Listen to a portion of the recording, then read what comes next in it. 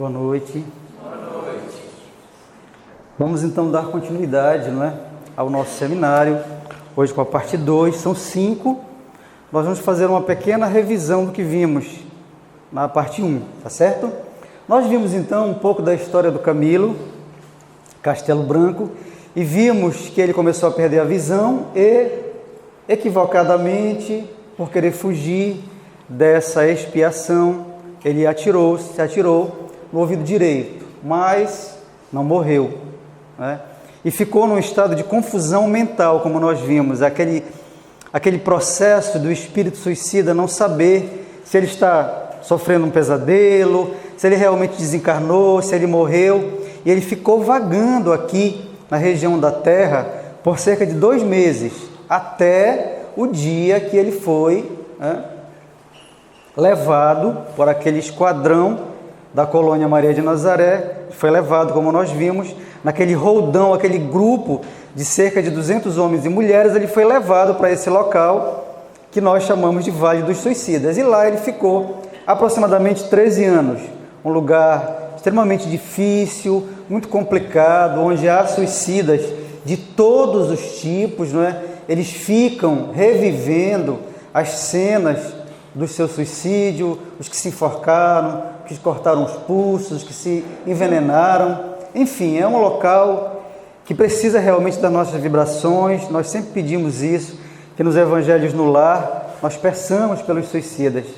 Eles são com certeza os espíritos sofredores mais necessitados, E periodicamente nós vimos que nesse local chegavam essas caravanas, esses esquadrões da colônia Maria de Nazaré, exatamente para resgatar aqueles que já tinham condições de sair.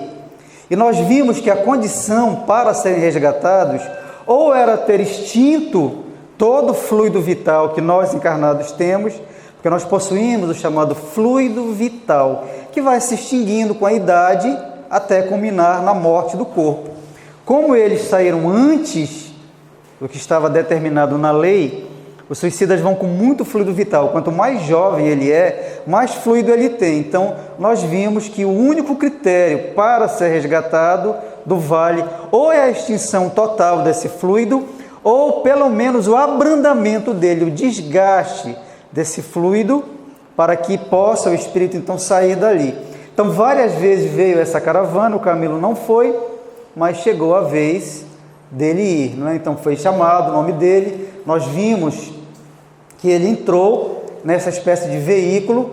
Nós vimos aqui também que existe muita coisa na espiritualidade que nós não temos na Terra, não existe denominação. Então, a médium Ivone Pereira, o próprio espírito Camilo, ele usa termos que se comparam, que se relacionem, para nós podermos entender mais ou menos o que existe do lado de lá. Então, ele chama de veículos puxados por cavalos, Aqui nós temos os lanceiros, que é uma necessidade, porque nem todo mundo pode ser resgatado. Então, eles têm que precisam fazer a defesa desses veículos para que essas criaturas que não têm condição ainda de ser resgatadas, não invadam, não causem tumulto. Então, nesse momento, ecoou uma voz que nós vimos que foi lá da colônia, do departamento de vigilância, porque a colônia é toda dividida em departamentos. Então, lá do departamento de vigilância, veio um comando chamando o nome daqueles que já tinham condições de ser resgatados. E, nesse momento, chamaram o nome de Camilo e mais 4 companheiros que viviam em cavernas. Porque nós vimos que o vale é todo cheio de reentrâncias, abismos, tem muitas inundações, lama, muito frio, e não existem edifícios, nem casas.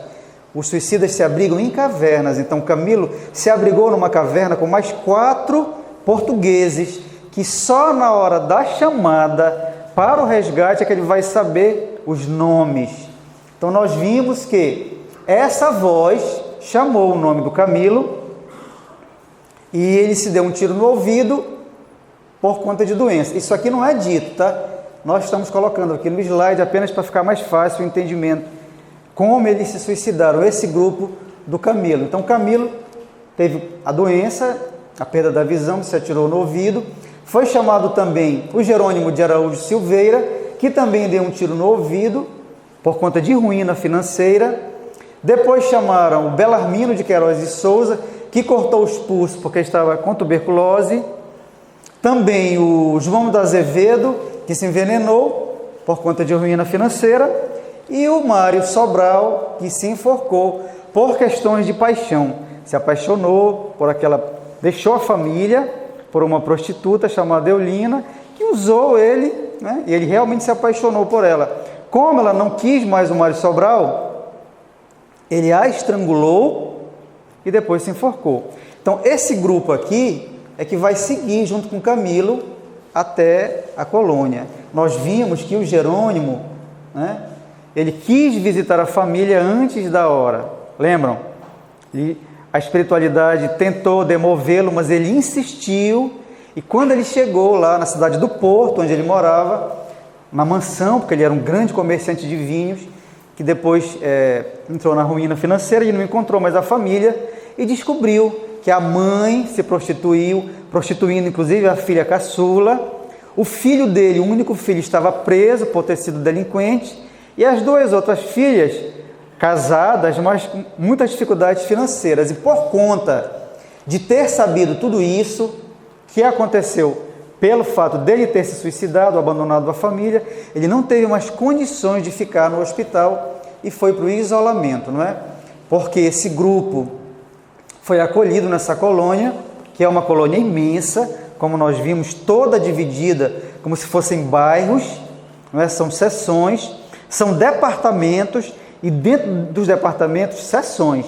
Então tem o departamento de vigilância, o departamento hospitalar, o departamento de reencarnação e o departamento educacional, que é a última área da colônia correcional Maria de Nazaré. Então, ela é toda protegida, tem inclusive um fosso, porque existem espíritos que querem invadir e mesmo ir ser acolhidos lá, só que eles não podem ser acolhidos porque essa colônia é especializada em suicidas.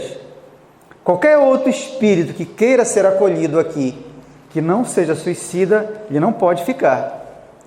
Então ela tem um fosso, tem essa ponte levadiça. Eles entraram, foram registrados e foram então para o Hospital Maria de Nazaré, onde começaram a participar de um tratamento espiritual. Foi nesse momento, depois de um tempo, que o Jerônimo da Silveira pediu para visitar a família. Quando ele retornou da terra, ao descobrir toda a história da dissipação da família dele, ele não voltou mais para cá.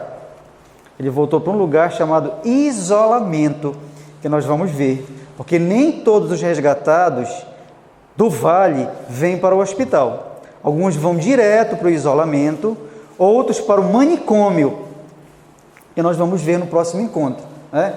E foram separados, homens e mulheres. Há sempre o hospital masculino, o hospital feminino, o isolamento masculino, o isolamento feminino, o manicômio masculino, o manicômio feminino. Só mais lá na frente é que as mulheres vão novamente se encontrar com os homens, mas nesta fase aqui eles ficam isolados. Então, a partir da internação no Hospital Maria de Nazaré, eles começaram uma série de tratamentos, como nós vimos nos chamados gabinetes psíquicos, por médicos psiquistas. Essa colônia ela tem uma característica oriental, hindu, que são pessoas especializadas em comando mental, né?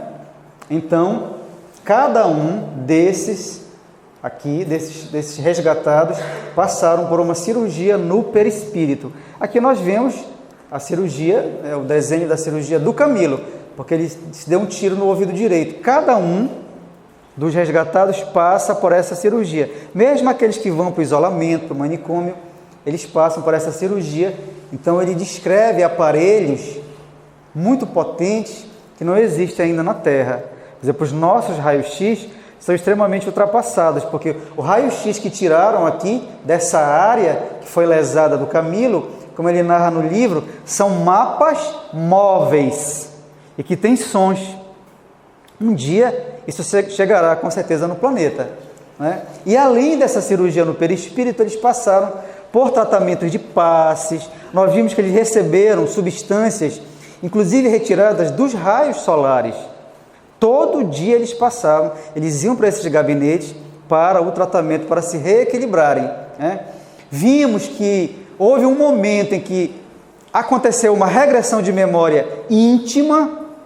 Os médicos psiquistas obrigavam esses suicidas a reverem a sua vida, reverem o ato do suicídio, mas intimamente, na mente de cada um. Só que depois, eles foram convidados para participarem de um experimento lá no departamento hospitalar, que foi a regressão de memória em público.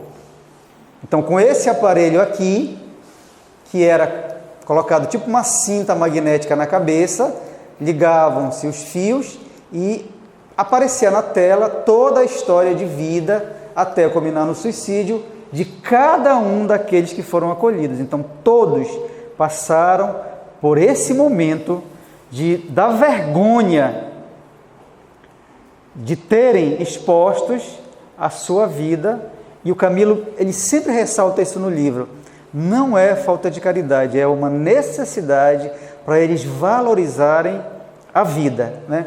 Mas, apesar de todo o tratamento que o grupo de recolhidos do Vale passou a ter, inclusive o Camilo se recuperou muito bem, porque a recuperação total só vai se dar após a reencarnação. Um suicida, ele só vai estar em paz, 100% recuperado, depois de 1, 2, depende da história de vida de cada um. Então, na colônia eles progridem, mas jamais chegarão a um equilíbrio. Eles vão progredindo, mas só a reencarnação é que vai proporcionar o equilíbrio de vida deles. E nem todos, com todo esse tratamento, conseguem um mínimo de equilíbrio para prosseguir no hospital. Então, nós terminamos o nosso encontro passado com esse slide. Mesmo com o tratamento no mundo espiritual, alguns dos internos não conseguem equilibrar-se, permanecendo atordoados em estado de semi-inconsciência, sem alcançar o progresso. Isso envolve os que estavam no hospital, os que foram para o isolamento e os que foram para o manicômio, que não conseguem progresso nenhum. O que é que vai acontecer então? Eles vão ser trazidos para a Terra para participarem de uma reunião mediúnica, porque eles precisam entrar em contato com os fluidos dos encarnados. Somente isso é que vai fazer com que eles consigam um mínimo de progresso, né? Então, nós vamos iniciar o nosso segundo encontro exatamente por isso, por essa preparação que vai haver para a descida à Terra e a participação nas reuniões mediúnicas. Começa então o capítulo A Comunhão com o Alto, né? Para que esses espíritos participem dessas reuniões, há uma necessidade de uma série de preparativos.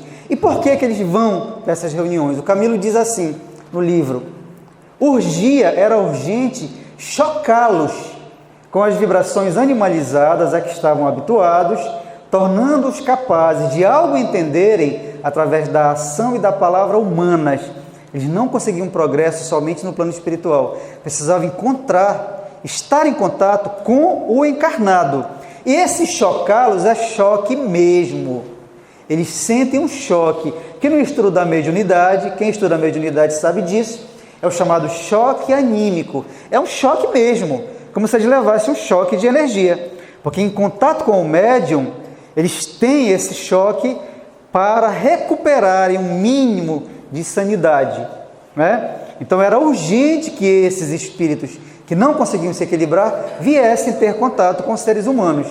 E Camilo diz assim: a augusta protetora do Instituto, Maria de Nazaré, tinha pressa de vê-los também aliviados, pois assim o desejava seu excelso coração de mãe. Então serão tomadas diversas providências, há uma série de passos que a colônia, os trabalhadores da colônia vão efetuar para trazer esses espíritos. Nós sabemos, como a Rita bem colocou, os nossos irmãos estão conosco aqui para receberem no Hospital do Celuz o tratamento adequado, mas nós estamos sob uma proteção vibratória, porque os fluidos deles não podem ser absorvidos por nós. Isso pode causar loucura ou enfermidades, né? A não ser, nós temos aqui no Celuz comunicação de suicidas, mas já depois de um certo equilíbrio. Nessa primeira fase é muito difícil, então eles estão conosco, mas nós estamos protegidos por essa barreira, né? Então, para uma reunião mediúnica de atendimento a esses irmãos nessa situação, é necessário todo um processo de proteção. Então, a colônia vai começar a tomar as providências para que eles venham à Terra. A primeira coisa que vai ser feita é o seguinte: foi solicitado para o Departamento de Vigilância, através da Seção de Relações Externas, indicações seguras sobre agremiações de estudo e experiências psíquicas sérias e que cultivassem os princípios de Jesus no perímetro astral enfaixado por Portugal, Espanha, Brasil, demais países latino-americanos e colônias portuguesas na África, Angola, Moçambique, Cabo Verde, Guiné-Bissau, São Tomé e Príncipe, colônias da África que foram colonizadas por Portugal. Então foi emitida essa solicitação, para o Departamento de Vigilância, a fim de que eles indicassem: essas agremiações são casas espíritas. Então a Seção de Relações Externas do Departamento de Vigilância informou casas espíritas nesses países. E foram analisadas essas casas, esses países, e também o Departamento de Vigilância, também foram solicitadas as fichas espirituais dos médiuns que participavam dessas casas, dessas agremiações. Esse foi o primeiro passo: solicitar que se mapeassem essas casas nesses países e as fichas espirituais dos médiuns que participavam dessas casas. Feito esse mapeamento, foi escolhido então o local onde iriam ser feitas as reuniões, que foi exatamente o Brasil. O Brasil, pela quantidade de casas espíritas, muito maior que nos outros países, e a nossa miscigenação, o nosso comportamento religioso, que engloba várias religiões, não é? Apesar de haver preconceito, discriminação, mas é pouco em relação a outros lugares. Então, o Brasil foi escolhido exatamente pelo fato de ter esse comportamento religioso entre os seus habitantes de mais harmonia e haver muito mais casas espíritas. Então, o Brasil foi eleito para acontecerem essas reuniões mediúnicas. Bom, qual foi o segundo passo? A seguir, escolhidas as casas no Brasil, foram expedidas mensagens telepáticas da direção geral da colônia, porque a colônia ela tem uma direção geral. A direção maior dela é de Maria de Nazaré. Abaixo de Maria de Nazaré existem 12 espíritos, como os 12 apóstolos de Jesus, que são os representantes de Maria. Eles fazem parte da direção geral. Então, essa direção geral expediu mensagem telepática para essas casas espíritas do Brasil, para os mentores das casas espíritas a serem utilizadas, para os guias dos médiuns, trabalhadores dessas casas, e para os próprios médiuns, solicitando-lhes a colaboração para o serviço. Então, a direção da colônia enviou mensagens para os mentores das casas, para os guias dos médiuns e os médiuns, convidando já previamente para esse trabalho, que iria acontecer em algumas casas que eles escolheriam. Diz Camilo assim, que os serviços a serem prestados pelos veículos humanos, os médiuns, deveriam ser voluntários. Absolutamente nada lhes seria imposto ou exigido. Ao contrário, iriam os emissários do Instituto Maria de Nazaré solicitar, em nome da Legião dos Servos de Maria, o favor da sua colaboração. Feito o entendimento pela correspondência telepática, ficar estabelecido que os mentores espirituais dos médiuns visados lhes sugerissem um recolhimento ao leito mais cedo que o usual. Então, os guias dos médiuns, seus anjos guardiães, iam solicitar para esses médiuns que dormissem mais cedo, através da intuição, porque eles vão participar de uma reunião no plano espiritual, nas próprias casas espíritas, para entender o que vai acontecer, né? Então, os guias dos médiuns solicitaram que eles se recolhessem mais cedo, que os mergulhassem em suave sono magnético, permitindo amplitude de ação e lucidez aos seus espíritos para o bom entendimento das negociações a se realizarem pela noite adentro. Então eles iam dormir, iam se desdobrar, para desdobrados serem conscientizados da importância dessas reuniões para atendimento desses suicidas. Uma vez desprendidos dos corpos físicos pelo sono, deveriam os referentes concorrentes, os médiuns, serem encaminhados para a sede da agremiação a que pertenciam, local escolhido para as confabulações. Então, supondo que a gente tivesse escolhido o Celuz para uma dessas reuniões mediúnicas, os médiuns do Celuz iriam mais cedo dormir, desdobrados eles viriam para cá, para aqui encontrarem com os seus guias e mais os mentores da casa e mais os espíritos que vêm da colônia para saberem o que vai acontecer, né? Então eles dormiram, se desdobraram pelo sono e foram levados para as casas espíritas. Tá certo? Tá claro, não tá? Olha. Nessa mesma noite, partiu pequena caravana com destino ao Brasil. Saiu uma caravana da colônia Maria de Nazaré com destino ao Brasil. Porque se tratasse de espíritos lúcidos, completamente desmaterializados, dispensada foi a necessidade de veículos de transporte, pois empregariam a volitação, o voo, para o trajeto, por mais rápido e concorde com suas experiências espirituais. Então, eles não viriam em veículos, como nós estamos acostumados até agora a ver no livro. Eles viriam volitando essa equipe que veio para o Brasil. Então, eles vieram, né, lá da colônia, num processo de volitação, para conversar com os médiuns dessas casas espíritas sobre o que iria acontecer aqui no planeta. 8 espíritos integravam essa caravana, 2 instrutores, que nós vimos lá do Hospital Maria de Nazaré, 2 cirurgiões especializados em perispírito, mais 4 vigilantes. Essa é a caravana que o Camilo, no livro, chama de comissão de entendimentos. Porque eles vão se entender com os médiuns. O médium não vai ser constrangido a participar dessa reunião. Eles vão ser convidados a aceitarem ou não, né? Então, essa comissão de entendimento chega até as casas espíritas, né?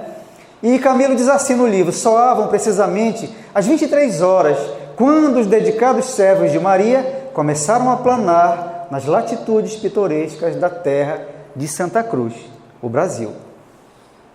Foram escolhidas, então, 12 cidades do interior, na região central do Brasil.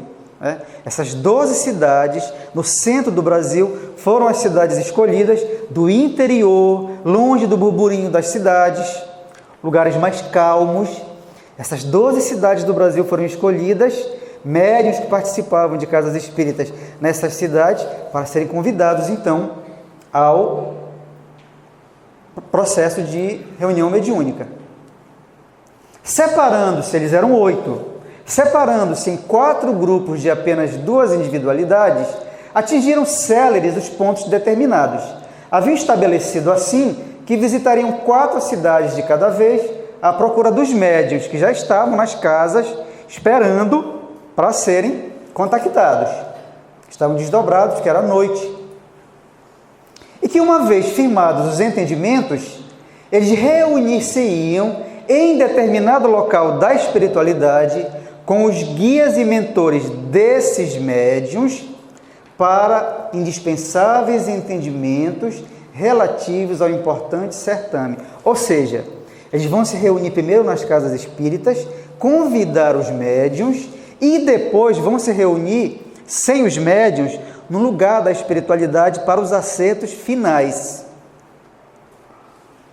Os médiuns desdobrados foram levados ao encontro dos instrutores nas casas espíritas que frequentavam. Eles foram instruídos sobre a real situação dos espíritos que deveriam ser auxiliados. Eles contaram para eles quem eram esses espíritos. É muito difícil a comunicação de um suicida. Não é todo médico que tem condições e que aceita a aproximação desses irmãos. Então, eles foram cientificados das condições desses espíritos. Os médiuns deveriam contribuir com grandes parcelas de suas próprias energias para alívio dos desgraçados que lhes bateriam a porta. esgotar-se-iam, provavelmente, no caridoso afã de lhes estancar as lágrimas. Seria até mesmo possível que, durante o tempo que estivesse em contato com eles, impressões de indefiníveis amarguras, mal-estar inquietante, perda de apetite, insônia, diminuição até mesmo do peso natural do corpo físico, viessem surpreendê-los e afligi-los. Então, nem todos aceitaram essa incumbência, porque eles iriam sofrer a aproximação desses irmãos. Todavia, a direção do Instituto Maria de Nazaré oferecia a garantia. Qual era a garantia? Suprimento das forças consumidas, quer orgânicas, mentais ou magnéticas, imediatamente após a cessação do compromisso. Eles não iam ficar à mercê dessas forças deletérias dos suicidas. Claro que a colônia, os trabalhadores das colônias iriam suprir as energias gastas. Essa garantia eles teriam, os médiuns, né?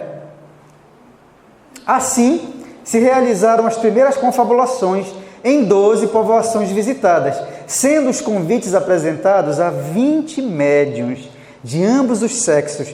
Dessas 12 cidades, de todas as casas espíritas desses lugares, 20 médiuns foram contactados. De acordo com as fichas iniciais, eram os que possuíam maiores condições, previamente escolhidos, e eles foram então convidados. Desses 20, só 6 aceitaram. 6.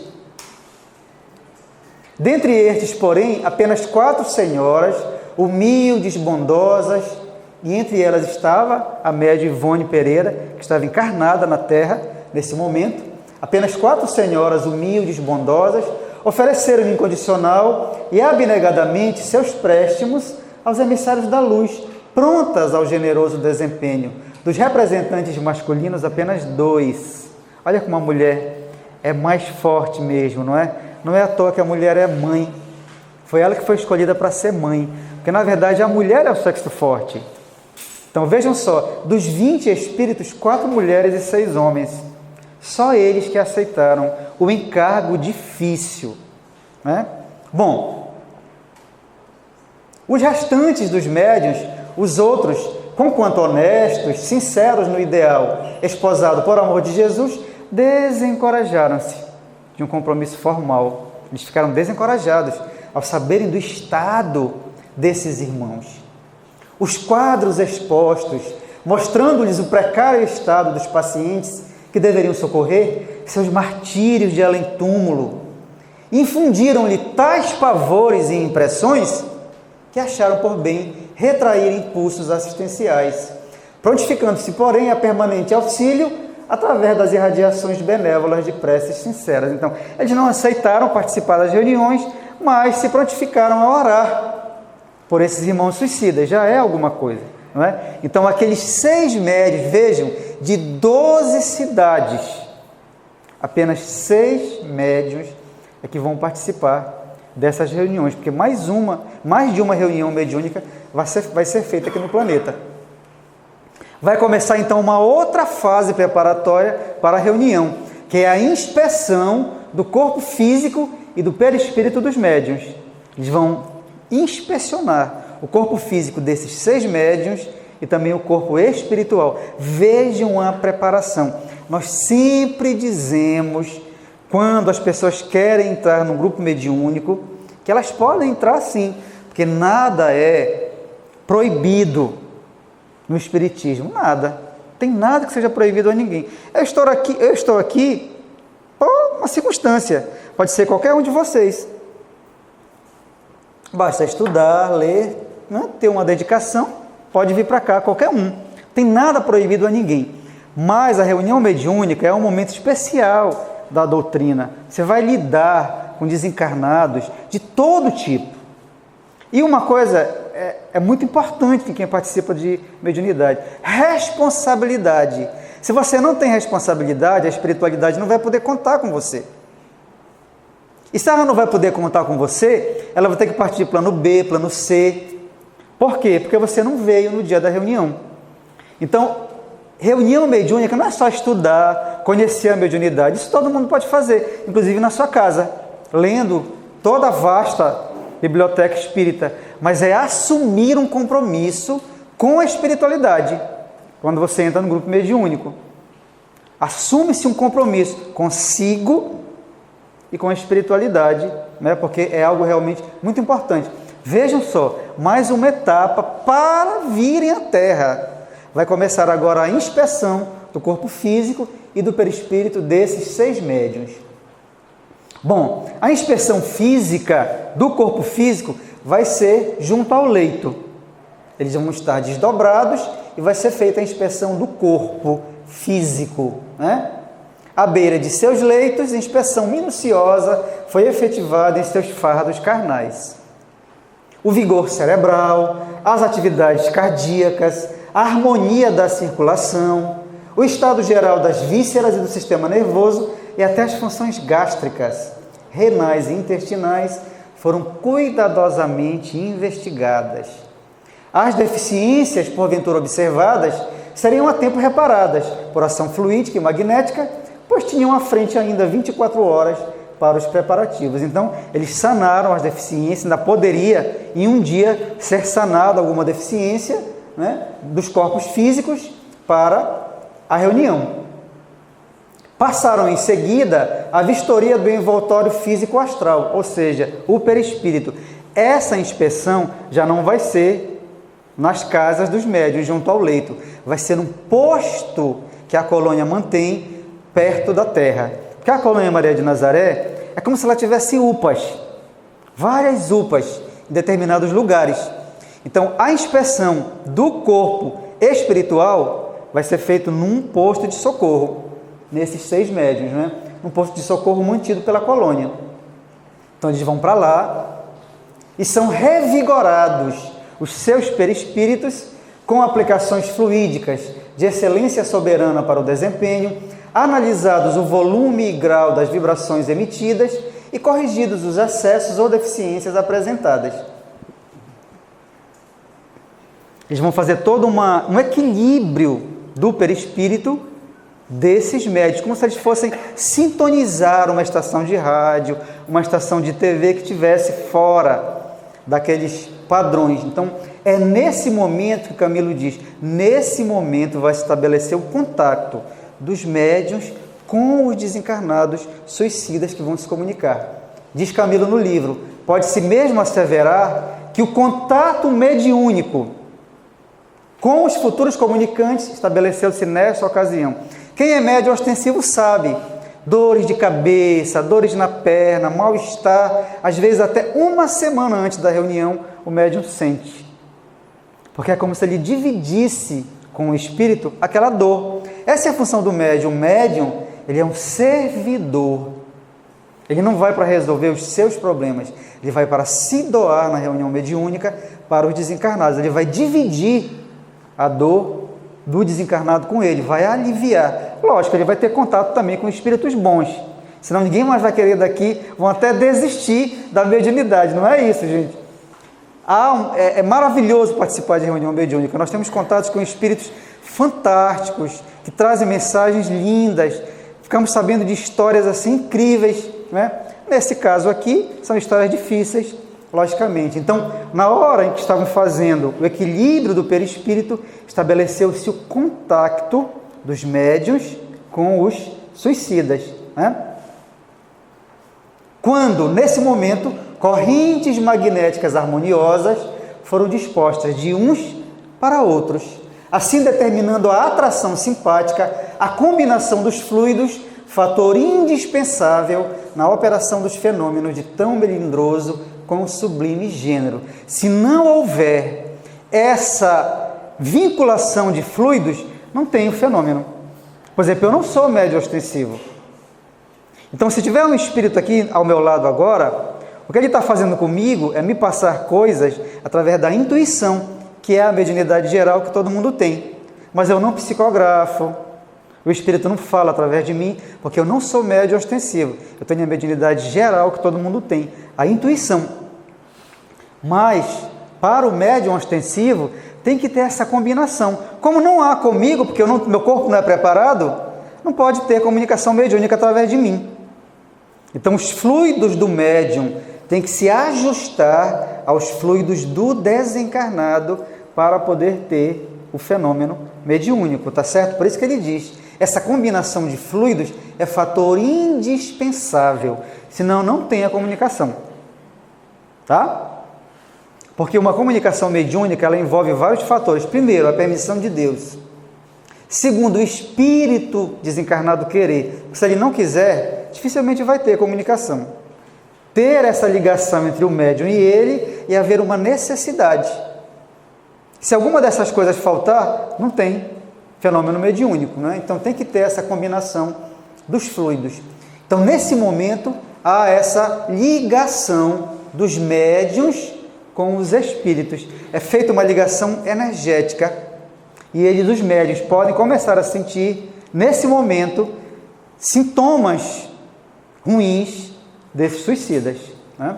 Pode acontecer ou não. Uma vez ultimados tais preparativos, reconduziram os médiuns, os colaboradores terrenos, aos seus lares, libertando-os do sono em que os haviam mergulhado. Então, feita a inspeção do corpo físico, a inspeção do perispírito, vai começar uma outra etapa de preparação, né? Serão realizadas reuniões mediúnicas em 4 cidades do interior do Brasil. Daquelas 12 previamente estabelecidas, 4 foram escolhidas porque não tinha médium suficiente. Foram só 6 médiuns, então 4 cidades apenas, daquelas 12, é onde vai haver mais de uma reunião mediúnica. Nós vamos ver uma aqui, que vai dar ideia de todas as outras que aconteceram. Começa agora o preparo espiritual da casa espírita. É uma outra etapa de preparação para a reunião. O preparo espiritual da casa, porque a casa tem que estar preparada. E a casa, ela é formada de trabalhadores e de frequentadores, né? Todos nós que adentramos uma casa espírita, aqui dentro, nós temos que mudar o nosso comportamento, pelo menos aqui.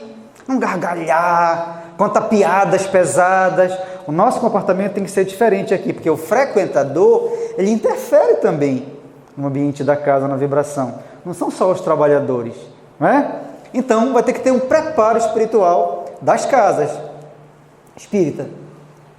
Na manhã seguinte, diz Camilo, fomos cientificados de que, ao cair do crepúsculo, porque a reunião vai ser à noite, partiríamos em visita de instrução aos planos terrenos, o que muito veio alvoroçar nossos corações por imaginarmos possibilidade de rever nossas famílias e amigos. Camilo achava que, vindo à Terra, ele ia rever a família dele. Ele só vai encontrar a família muito tempo depois. Eles vêm em estudo. O grupo de Camilo vem em estudo, porque eles não vão ser atendidos diretamente. Vão ser atendidos os mais necessitados. Não é o caso dele. Ele ficou todo alvoroçado, achando que ia visitar a casa da família, né? Aí cortaram logo as asinhas dele. Da vigilância, do departamento de vigilância, turmas de operários e técnicos partiram ao alvorecer, conduzindo aparelhamentos necessários ao importante trabalho a realizar-se às primeiras horas da noite. Eles vão colocar esses aparelhos nas casas espíritas. Antes de seguirem para a reunião, o grupo de espíritos, né, que ia participar como assistente, que era o grupo de Camilo, foi advertido de que durante a viagem mantivessem o silêncio e a concentração mental. Eles iriam como assistentes. Os que serão assistidos pela comunicação vão no carro à parte. São vibrações ainda mais pesadas.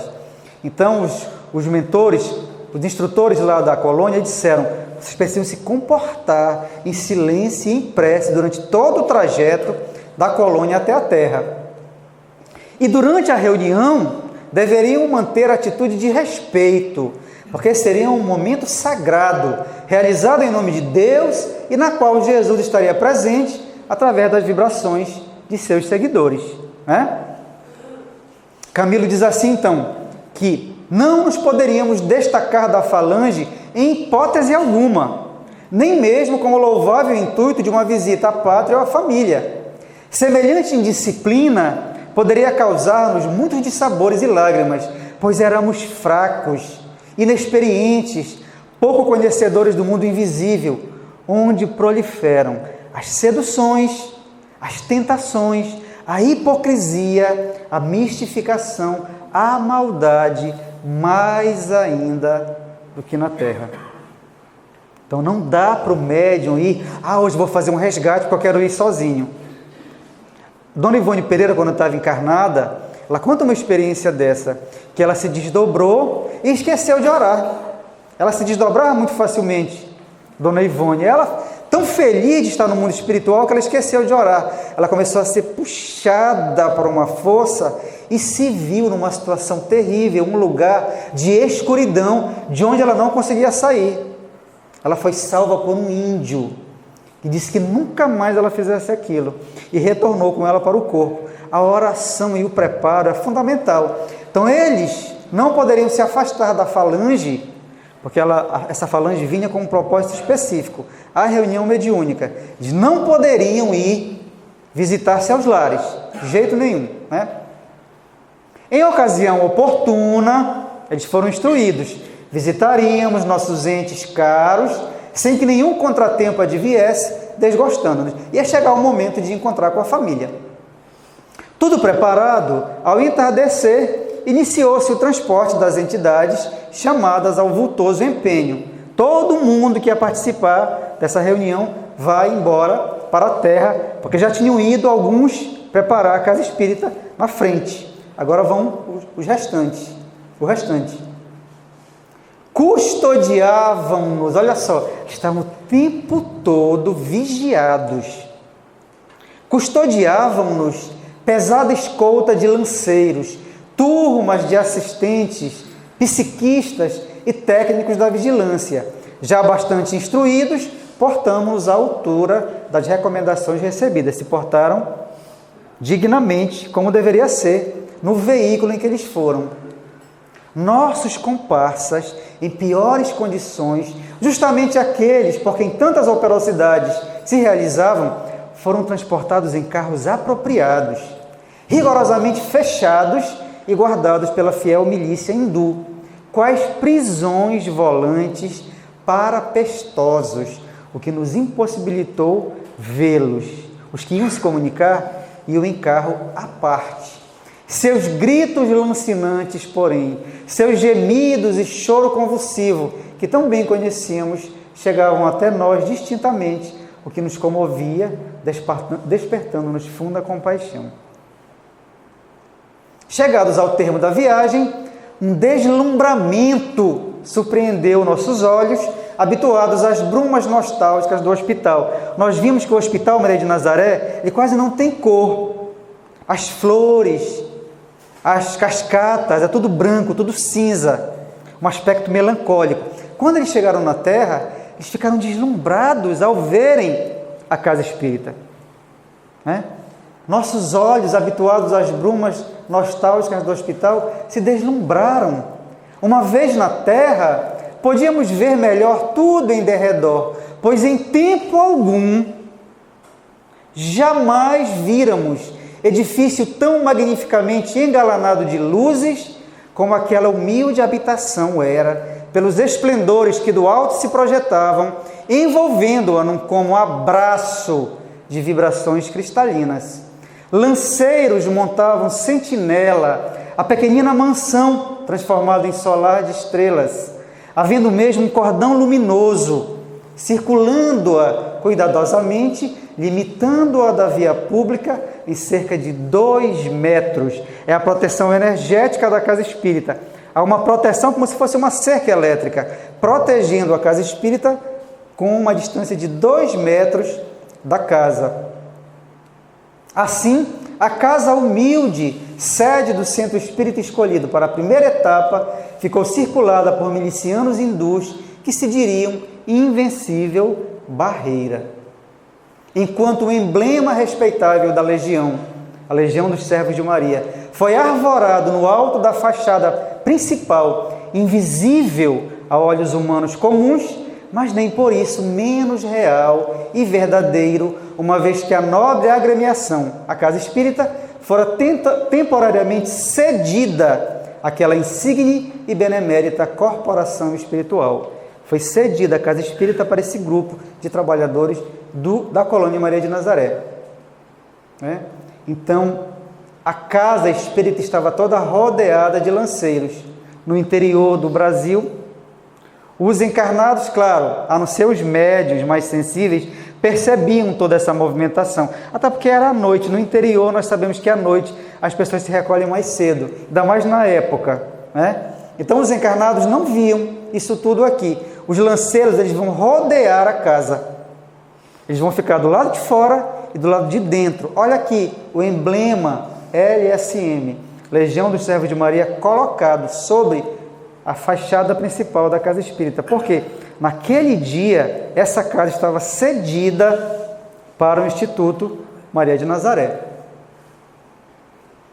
Entramos. Nossa admiração aumentava. O trabalho do plano espiritual era intenso. Quanto à parte que tocava ao homem executar, parecia diminuta, conforme foi fácil observar. A parte física da casa espírita parecia que não estava acontecendo nada. Era só o grupo mediúnico, aparentemente, né? No plano espiritual era intenso o tráfego. No plano físico parecia diminuta essa parte, conforme foi fácil observar. Parecia apenas. Ao ingressarmos no salão indicado para o nobre acontecimento, apenas se nos deparou um varão idoso, absorvido na leitura de um manual de filosofia transcendental, o Evangelho segundo o Espiritismo, o qual dizia empolgá-lo. Ele estava lendo, ele era o coordenador do grupo mediúnico. Pois verdadeiramente concentrado nos pensamentos que ia captando das páginas sábias, deixava irradiar da fronte fagulhas luminosas que muito recomendavam no conceito do invisível. Era o diretor terreno da casa. Ele era o diretor da casa e o coordenador, o diretor do grupo mediúnico, que estava reunido naquela noite. O quadro a contemplar, aliás, era sugestivo e majestoso. Haviam desaparecido os limites da sala de trabalhos, como se as paredes fossem magicamente afastadas, a fim de se dilatar o recinto. Isso aqui some, como sumiu hoje para o mundo espiritual essas paredes do Celuz. Isso aqui não existe hoje para o mundo espiritual. Nós estamos aqui, mas para o mundo espiritual essas paredes não existem. Isso aqui está dilatado, né, muito. A mesma coisa acontecia. As paredes da casa sumiram para o plano espiritual. Em seu lugar, víamos tribunas circulares, com feição de arquibancadas. São montadas arquibancadas mesmo. Nossos guias vigilantes indicaram as arquibancadas e os lugares a nós reservados. Então o grupo de Camilo foi sentar na arquibancada que estava reservada a esse grupo. Ao centro do salão, destacava-se a mesa de trabalhos dos colaboradores encarnados. Rodeavam-na o seu presidente com a comitiva de médiuns e afins para a corrente simpática de atração.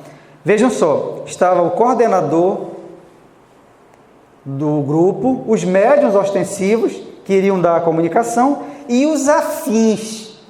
Esses afins nós chamamos de médiuns de apoio, que são as pessoas que não são médium ostensivo, mas que aplicam passe, que ficam na vibração da prece, que são muito importantes, porque no grupo mediúnico cada um tem sua função.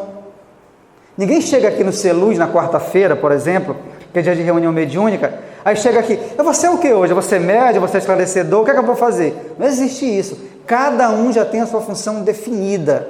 No grupo de estudo vão aparecendo os médiuns, quem é o doutrinador ou esclarecedor, quem não é médium, que vai ser o médium chamado médium de apoio, que vai aplicar o passe, que vai fazer uma prece, fazer uma leitura, são os afins. Então o grupo mediúnico estava sentado em redor da mesa. A mesa de tosca que anotáramos ao entrar, agora se tornava alvinitente, iluminada, pois dos confins do invisível superior despejava-se sobre ela cascata de luz resplandecente. Aquela mesa simples, que aos nossos olhos não havia nada, estava iluminada por uma cascata de luz que descia do alto. Fluidos magnéticos foram prodigiosamente espargidos no recinto da sala de operações, por obedecerem a duas finalidades. Então, os técnicos do Hospital Maria de Nazaré jogaram no ambiente esses fluidos espirituais, que vão ter duas funções. A primeira função dessas energias é servirem como material necessário à criação de quadros visuais demonstrativos durante as instruções aos pacientes. Porque nós vamos ver que no momento em que o Espírito estiver se comunicando, vão se formar tela, vai se formar uma tela onde vão se visualizar imagens. Para se formar essa tela e essas imagens, é que esses fluidos são jogados no ambiente, espargidos no ambiente, para que essa tela com essas imagens possa aparecer. E a segunda finalidade desses fluidos, né, para que eles também servissem também como tônicos para combate às vibrações nocivas, inquietantes e desarmoniosas dos espíritos suicidas, sofredores, presentes, e mesmo de algum colaborador terreno que deixasse de orar e vigiar naquele dia. Porque se eu venho para uma reunião dessa, mas eu estou pensando no último capítulo da minissérie que vai ocorrer hoje, e eu estou louco para a reunião acabar, porque eu quero chegar em casa, eu não estou ali. Eu estou atrapalhando o grupo. E aí, a espiritualidade vai ter que me anular, vai ter que me isolar. As energias que ela pode estar gastando com outra coisa, ela vai fazer uma barreira em mim para que eu não atrapalhe a reunião. Então é preciso concentração na reunião mediúnica, mental. Né? Você não tem que estar pensando na comida que você deixou lá, no aniversário que vai amanhã, no vestido de noiva que você tem que fazer. Esquece a reunião mediúnica, ela tem um propósito: servir aos sofredores. Né? Então tem que estar todo mundo concentrado para que não haja essa desarmonia no momento da reunião. Por isso que os técnicos jogavam esses fluidos. Bom, vamos fazer um pequeno esquema dos participantes da reunião, para que se possa entender antes dela começar. Alguém quer fazer alguma pergunta, algum comentário? Tem alguma coisa confusa que querem que repita? Pois não. São os que vão ser atendidos. Porque são os mais necessitados, que não conseguiram equilíbrio com o tratamento na colônia. Por isso que eles vieram para a reunião. Né? Bom, vamos ver um pequeno esquema então, antes de começar a reunião. É como se nós fôssemos participar dessa reunião como assistentes, tá? Então vamos lá. A equipe encarnada. Quem era a equipe encarnada? O dirigente, aquele senhor, os esclarecedores, quer dizer, os que vão conversar com o espírito, que antigamente chamava de doutrinador, os médiuns ostensivos, por quem os espíritos vão se comunicar, e os médiuns de apoio. Essa é a equipe encarnada. Tirando ela, tudo é desencarnado a partir de agora. De encarnados são só esses, tá certo? O resto tudo é desencarnado. Quem está lá também nessa casa? A equipe espiritual dirigente, os mentores da casa espírita. Camilo descreve entidades translúcidas e formosas, cujas feições, ele diz, mal podia distinguir, porque ele era um espírito suicida, o Camilo. A visão dele não é uma visão, apesar de ele estar desencarnado, a visão dele é uma visão ainda limitada. Então, ele via os dirigentes da casa sem muita nitidez. Ele via só que eram entidades translúcidas, como se fossem transparentes e formosas. Então, aqui no Celuz é o Dr. Flaviano, Ana Linda e Carlos. Então, se fosse aqui, ele veria Ana Linda, Dr. Flaviano e Carlos, né? Então, tem a equipe espiritual dirigente, os mentores da casa, os guias dos médiuns, que estavam lá também, né, e de todos que estavam participando, os assistentes, que são os espíritos estudantes, que vão participar desses momentos para estudar mediunidade, são espíritos que não são suicidas e que vão participar desse momento para aprender. E alguns familiares dos presentes desencarnados, familiares dos suicidas, familiares dos médiuns, estavam lá também nesse momento. 4. A equipe espiritual de visitantes, incluindo o próprio Camilo, que ele não ia ser atendido, Ele estava como um visitante da colônia, né? Logicamente que ele vai aprender, mas ele era um visitante. E o pessoal especializado do departamento de vigilância, é a chamada equipe de visitantes. Os espíritos suicidas, que seriam mais diretamente assistidos, que estavam isolados, guardados pelos lanceiros, eles estavam à parte, num local à parte das arquibancadas. E a equipe espiritual da área médica, médicos e enfermeiros espirituais, que se posicionavam ou ao lado dos médiuns ou ao lado dos suicidas que seriam assistidos. Tá certo? Esse povo todo está lá dentro da casa espírita, nessas arquibancadas, porque cada um tem o seu lugar, não se misturam. Todo mundo está no seu local indicado, não há mistura, né? E ainda tem a equipe de militares, que existem militares no plano espiritual, que são os milicianos e os lanceiros que nós vimos segurando aquelas lanças, protegendo externamente a casa espírita e também fazendo a vigilância interna. Serenos nos postos que lhes competiam, colaboradores arrojados e silenciosos. Aqui, esses lanceiros, eles guardam a casa e estão lá dentro também outros. Eles são muitos, guardando os suicidas, que o Camilo diz, desde a viagem da colônia, eles estão vigiados por eles, e na casa espírita é assim também, eles ficam vigiados o tempo todo, né? Eles estão lá dentro, eles rodeiam a casa, e lá dentro também estão vigiando. Dir-se-ia que esses lanceiros, né, dir-se-ia trazerem as forças de que dispunham, em verdade, não nas lanças, que em suas mãos não exprimiam violência, mas nas mentes. A maioria desses lanceiros, eles são ex-suicidas, já recuperados e que agora fazem parte da colônia como trabalhadores. Mentes rigorosamente moldadas nas forjas de trabalhos austeros, de iniludíveis disciplinas, de renúncias e aprendizados abrilhantados na dor dos sacrifícios. Por isso que eles têm essa missão de guardar, porque há realmente uma confiança nesses irmãos, a confiança de Maria de Nazaré. Pronto, tudo preparado, vai começar agora realmente a reunião mediúnica propriamente dita, né? Tá todos estão a postos, a casa está preparada, os aparelhos estão dispostos, vai começar então a reunião mediúnica propriamente dita. Iniciaram-se, diz Camilo, finalmente os trabalhos sob o nome sacrossanto do Altíssimo e a proteção solicitada do excelso Mestre de Nazaré. Visivelmente inspirado pelos pensamentos vigorosos das entidades iluminadas presentes, o presidente da casa desenvolveu ardente prece. Ele começou a orar, abrindo, iniciando a reunião.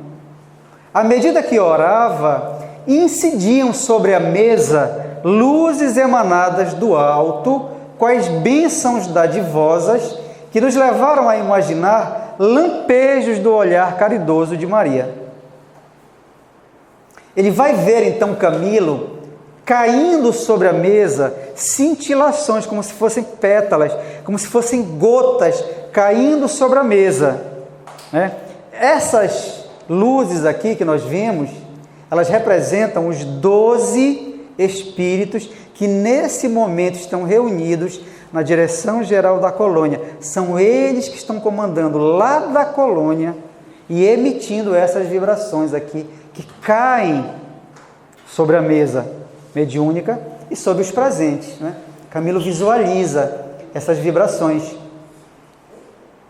Na colônia Maria de Nazaré, 12 espíritos estavam reunidos, concentrados em prece e isolados em uma sala que ele chama de gabinete secreto do templo santuário. 12 homens, como os 12 apóstolos de Jesus, né? Um gabinete secreto, ninguém entra lá. Perante Maria, são eles, esses 12, os responsáveis pelo que se passar na tenda humílima do discípulo de Allan Kardec, no alto da qual se assentou o emblema da sua legião. O dirigente começa então a ler o Evangelho segundo o Espiritismo, que é o livro base das reuniões mediúnicas. Depois da prece ele começa a ler o Evangelho, mensagens do Evangelho. E aí, minha gente, vai acontecer uma coisa assim lindíssima, porque vai descer uma faixa luminosa, né?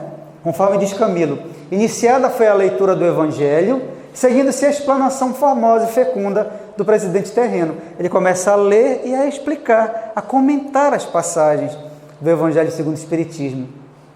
O que é que vai acontecer nesse momento? Entraram em ação os técnicos do Departamento de Vigilância, no momento em que ele lê o Evangelho, que captavam as ondas mentais do dirigente e as transformavam em imagens. Aqueles fluidos que eles espargiram antes é exatamente para facilitar isso. Eles captam as ondas mentais do dirigente que está lendo o Evangelho segundo o Espiritismo e isso vai se transformar em imagens, numa espécie de tela, uma faixa luminosa que desce e se forma sobre a mesa. De nossas arquibancadas, rodeados de lanceiros, quais prisioneiros do pecado, que em verdade éramos, tivemos a inédita e grata surpresa de assistir ao desenrolar das narrativas escolhidas em movimentações como um filme, na faixa flamejante que do alto descia, iluminando a mesa e o recinto. Passaram filmes sobre a vida de Jesus. À medida que ele falava, o dirigente encarnado, apareciam as cenas de Jesus que ele narrava no Evangelho segundo o Espiritismo. Então o Camilo diz assim, olha, víamos a Jesus, tal como o texto evangélico descrevia, bondoso e amorável, distribuindo fragrâncias do seu manancial de amor. E aí, dentre as coisas que o livro traz, que o dirigente leu, estão: vinde a mim, vós que sofreis e vos achais sobrecarregados, e eu vos aliviarei. Bem-aventurados os que choram e sofrem, porque serão consolados. Deus não quer a morte do pecador, mas que ele viva e se arrependa. O Filho de Deus veio buscar e salvar o que se havia perdido. Das ovelhas que o Pai me confiou, nenhuma se perderá. Eu sou o grande médico das almas.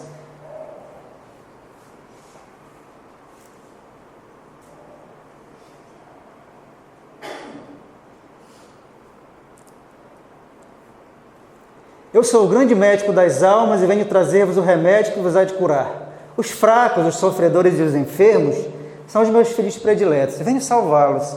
Vinde, pois, a mim, vós que sofreis e vos achais oprimidos, e sereis aliviados e consolados.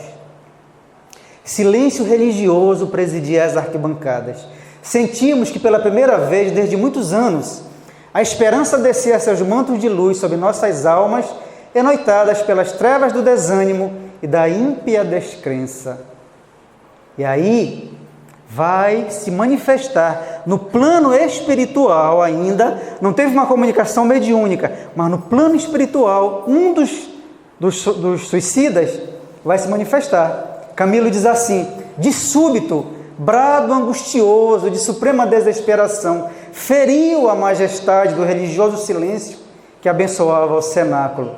Era um dos retalhados, que nós sabemos que todo suicida sofre, mas existe aquele gênero de suicídio mais difíceis, aqueles que se jogam na frente de um carro, de um trem, são os que mais sofrem, porque eles ficam com o perispírito muito dilacerado.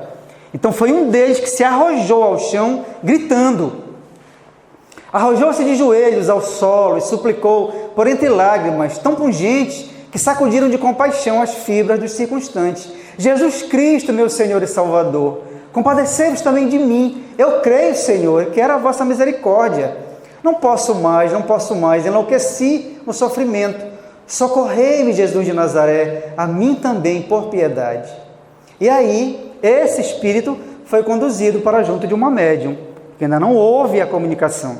Isso tudo é no plano espiritual. Ele foi levado, que eu tenho quase que certeza que essa médium é Ivane do Amaral Pereira.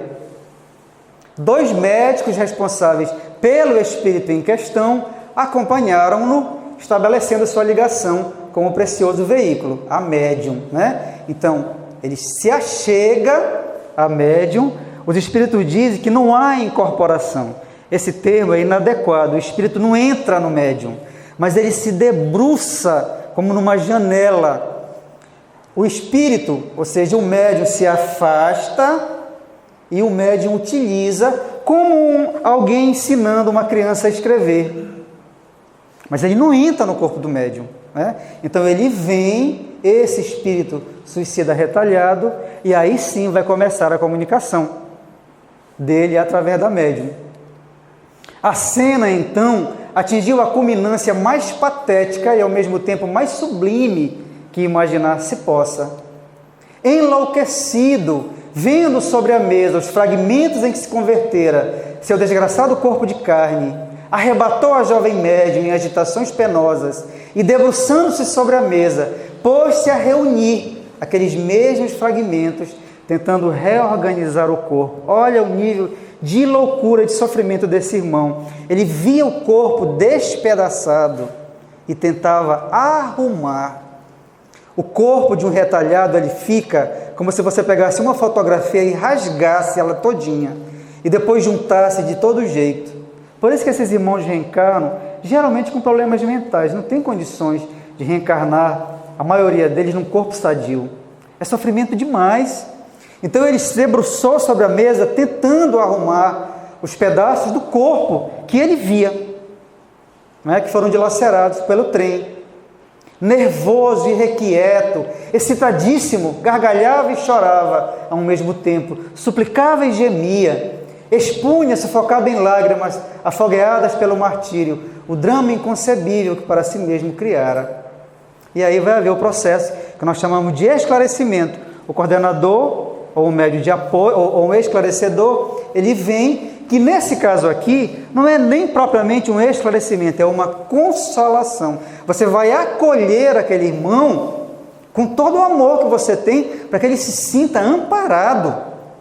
Você não vai falar de perispírito, de nada nesse momento, mas você vai acolhê-lo, dizendo que ele está num local de paz, rodeado de irmãos, e que Jesus se encontra ali, para que ele se sensibilize o mínimo e se aquiete, né? Então não é bem um esclarecimento, é um processo de consolação.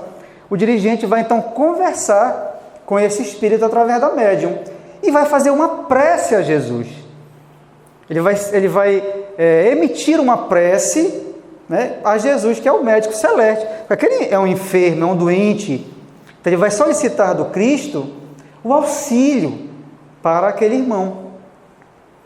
Quando ele faz essa prece, o dirigente encarnado, Camilo diz: acompanham essa prece de boa mente todos quantos se interessam pelo infeliz alucinado, encarnados que compõem a mesa, desencarnados que realizam a magnificência da sessão, isto é, instrutores, vigilantes, assistentes, guias da casa, lanceiros e até nós outros, os delinquentes mais serenos, profundamente comovidos. Todos acompanharam a prece do dirigente.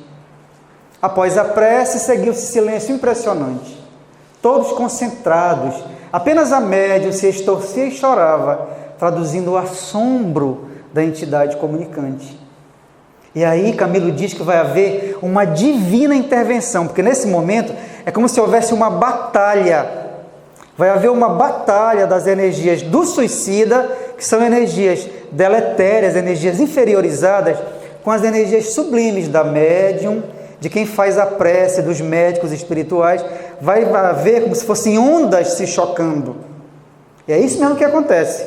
Ondas de energia que se chocam numa luta para tentar equilibrar o suicida.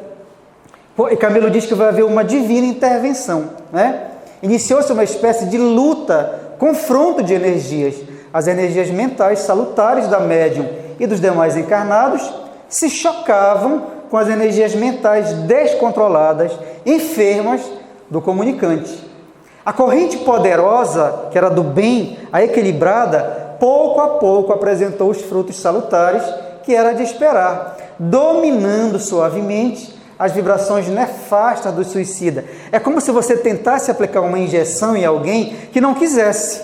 A pessoa fica o tempo todo querendo tirar o braço, até que você consegue aplicar a injeção e ela começa a se acalmar, né? Ele vai então se acalmar-se, né? Lentamente a médium se aquietou, porque o infeliz retalhado se acalmara. Ele já não via os reflexos mentais do ato temerário, do suicídio, o que equivale a adiantar que desaparecera a satânica visão dos fragmentos do próprio corpo, que em vão tentara recolher para recompor. Aquilo que ele via sobre a mesa, os pedaços do corpo dele desapareceram, aquela visão sumiu, por conta de tudo isso, da prece, das energias benfazejas.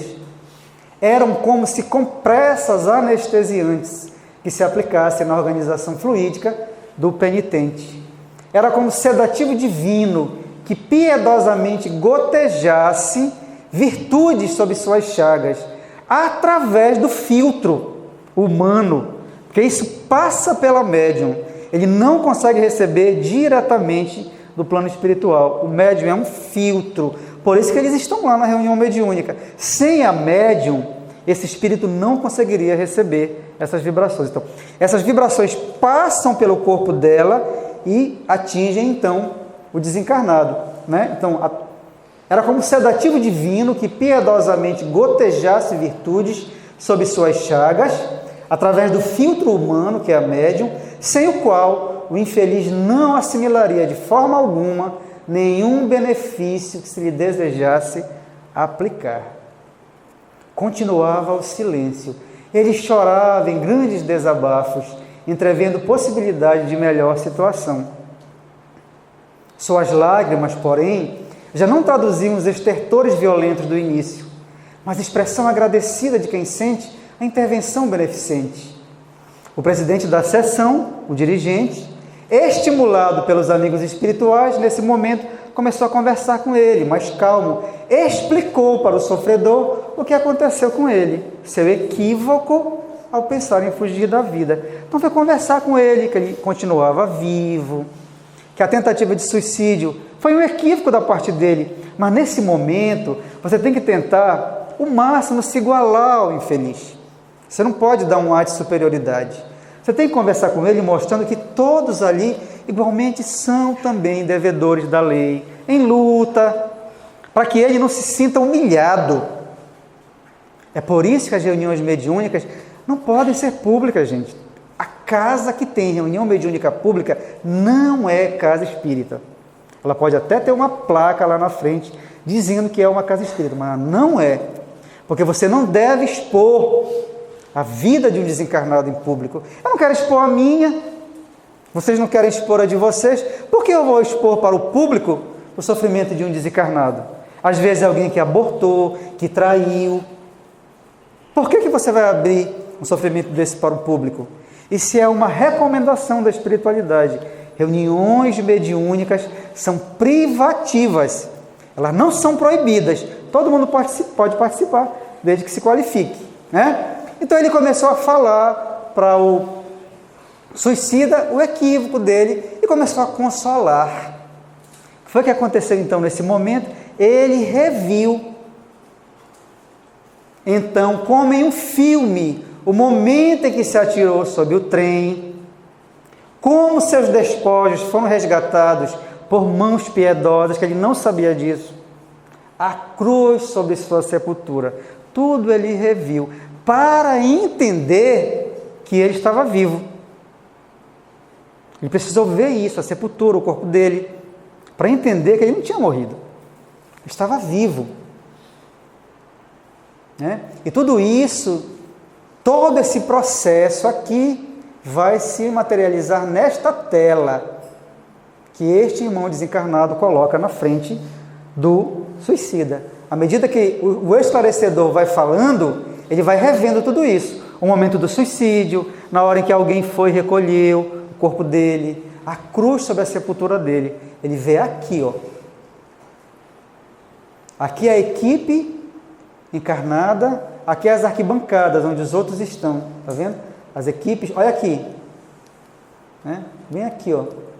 Legião dos Servos de Maria. Todos eles têm esse emblema bordado nas roupas. Está vendo aqui? LSM.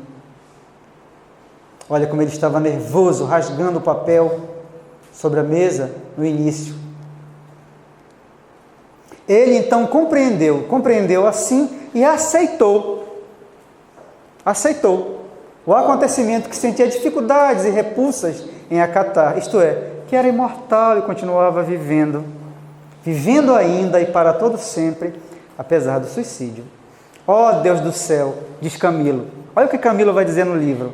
Ó Deus do céu, que ofício religioso ultrapassará em glórias essa reunião singela? Que procissão, que cerimônia carnal é mais gloriosa do que esse momento? Não existe no planeta. Ele diz isso, né? Que ofício religioso ultrapassará em glória essa reunião? Em que setor humano depararia o homem glorificação mais honrosa para lhe condecorar a alma do que essa de ser elevado à meritória categoria de colaborador das esferas celestes? É o que os médiuns são, é o que nós somos quando praticamos a caridade, né? Em que setor humano participar da mediunidade é uma bênção, né? Participar da doutrina espírita, participar de uma religião, seja ela qual for, qualquer religião que seja, que você se encaminhe para a direção do bem, é uma bênção de Deus, né? Mas ele fala aqui especificamente dentro de uma casa espírita, né? Não tem nada mais sublime do que esse momento. Olha aqui a Legião dos Servos de Maria, né? Bordado nas roupas. Bom, vai começar então um capítulo que nós vamos encerrar o nosso encontro de hoje, que é os nossos amigos, os discípulos de Allan Kardec. O Espírito Camilo diz o seguinte: nos intervalos que se seguiam de uma reunião a outra, não voltávamos ao nosso abrigo da espiritualidade, porque ficaria muito dispendioso, energeticamente falando, porque essa foi uma reunião, houve várias reuniões nessas 4 casas. Então, em vez de eles voltarem para a colônia, depois de descerem de novo, eles ficaram na terra. Eles armaram um acampamento por aqui, né? Eles não voltavam ao nosso abrigo da espiritualidade. Permanecíamos antes no próprio ambiente terreno, em virtude de ser a viagem a empreender excessivamente dificultosa para grupo numeroso e pesado, tal como o nosso, poder repeti-la em trânsito diário. Já pensou? Tem uma reunião mediúnica, volta todo mundo para a colônia, depois vem de novo para outra reunião. Então eles ficaram aqui, na terra. E eles permaneceram por cerca de 2 meses, que foi o período onde as reuniões aconteceram nessas 4 casas, escolhidas previamente pela espiritualidade. O que é que acontecia então? O que aconteceu nesses 2 meses, além das reuniões? Porque a reunião acabou, foi todo mundo para casa. Eles ficaram fazendo o quê na terra?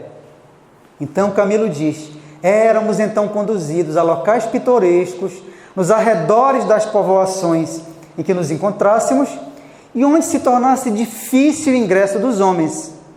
Bosques amenos, prados ensombrados por árvores frutíferas, colinas férteis e verdejantes. Tendas eram levantadas, e aldeamento gracioso, invisível a olhos humanos, mas perfeitamente real para nós outros, surgia, né?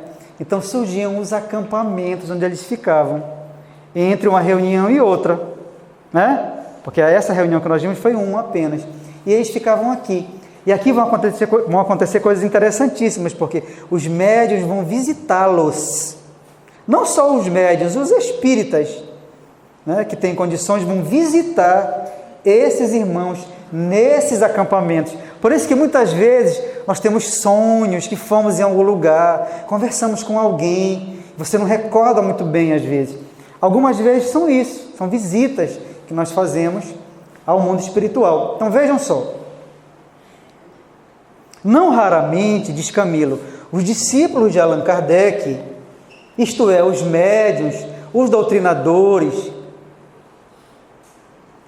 os evangelizadores, cujo altruísmo e boa vontade tanto contribuíam para o alívio de nossas inquietações, visitavam-nos em nosso acampamento.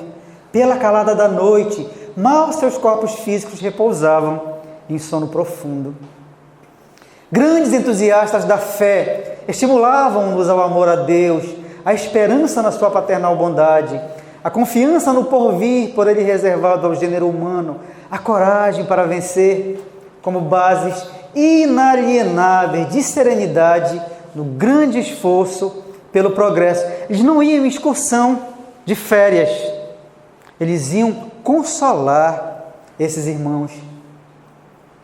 Os espíritas, então, diz o livro, relatavam que também possuíam dificuldades e provações, mas procuravam viver com serenidade, pois que confiavam na misericórdia divina.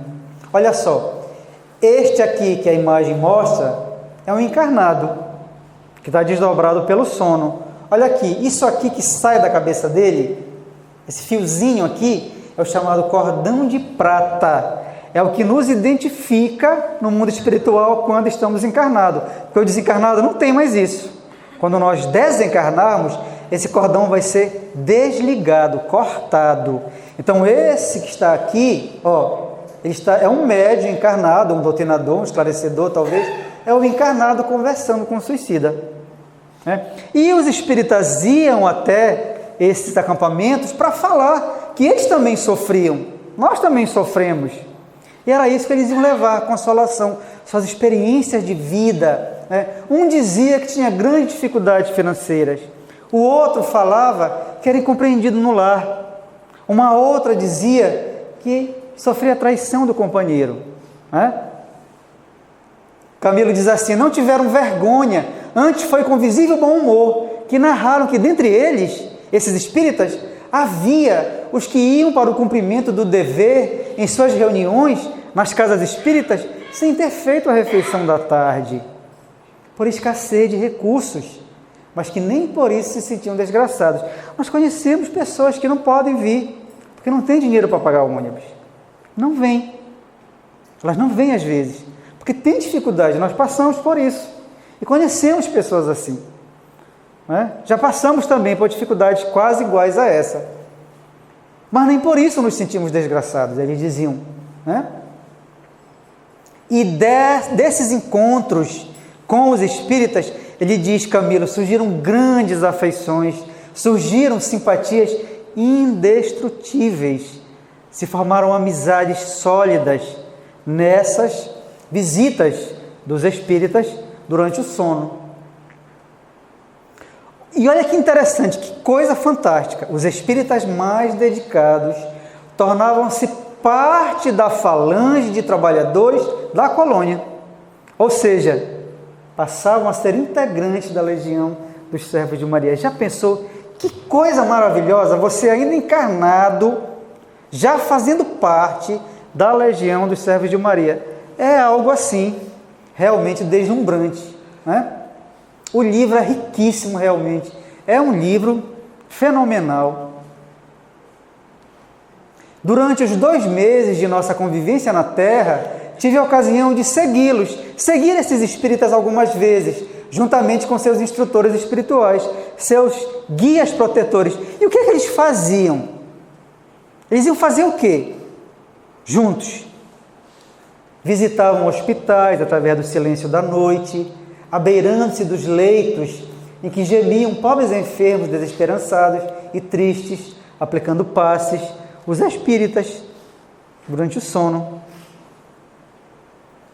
Levavam consolação e esperança a domicílios particulares, fossem choupanas ou palácios, ou até mesmo prostíbulos, porque nesse momento aqui o Camilo diz que o Mário Sobral, porque tem a história envolvendo prostituição, ele era muito levado aos prostíbulos para tentar demover as pessoas que lá frequentavam. Como ele tinha matado a Eolina, que era uma prostituta, e ele gastou muito dinheiro em prostíbulos, ele ia nos prostíbulos tentar levar uma consolação, um ânimo, para que as pessoas não fossem ali explorar as mulheres, Pelo menos isso.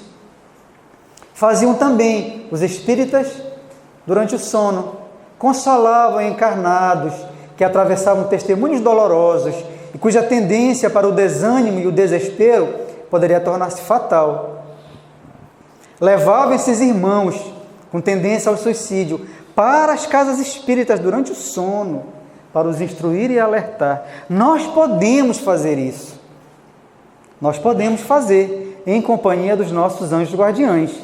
Não podemos fazer sozinhos, mas durante o sono nós podemos voltar aqui no Celuz, desdobrados, trazendo esses irmãos para eles serem consolados aqui no Celuz, né? É o que o Camilo diz que eles faziam, os espíritas que os visitavam. Ao fim de 2 meses, porém, nada mais sendo necessário recebermos do plano material terreno, fora ordenado o regresso da falange à sua colônia do astral. Terminaram os 2 meses, não havia mais reunião mediúnica a fazer, eles regressaram então à colônia. Passaram-se 2 anos longos e trabalhosos, durante os quais muito choramos sob o peso de frementes remorsos, analisando diariamente o erro cometido contra nós mesmos, contra a natureza e as sábias leis de Deus. Voltamos algumas vezes a assistir a outras reuniões nos gabinetes terrestres, de experimentações psíquicas, visitando nossos amigos e lhes falando por via mediúnica. Foi aí que começou a amizade dele com a médium Ivone Pereira, com essas visitas aí das casas espíritas, quando ela começou a receber o livro Memória de um Suicida, né? Camilo vai citar então a amizade espiritual que travou com o médium português Fernando de Lacerda.